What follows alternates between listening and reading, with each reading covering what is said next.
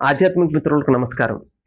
మనకి బౌద్ధానికి సంబంధించిన దాంట్లో కొన్ని రకాలైనటువంటి ధ్యానాలు ఉన్నాయి. ఈ ధ్యానాలు కొంచెం చూడటానికి కొంచెం అంటే వీటిని 9 రకాలైనటువంటి శవ ధ్యానాలు అంటారు. ఈ శవ ధ్యానాల వల్ల జరిగేటువంటి ముఖ్యమైనటువంటి విషయం ఏమిటి అంటే మనిషిలో ఉన్నటువంటి మోహం అనేది తొలగిపోవటానికి ఈ శవ ధ్యానాలు అనేవి బాగా ఉపయోగపడతాయి.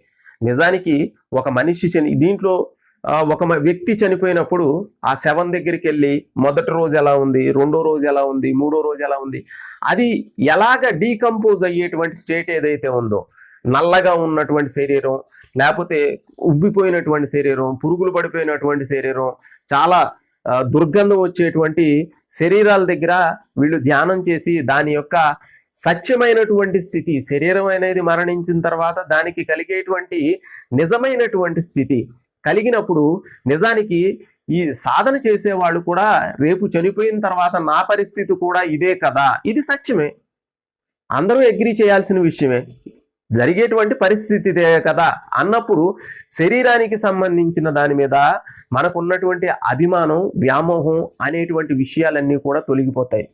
అందుకనే ఈ శవధ్యానాలు మోహాన్ని తొలగించుకోవటానికి బుద్ధిజంలో ప్రాక్టీస్ చేస్తారు.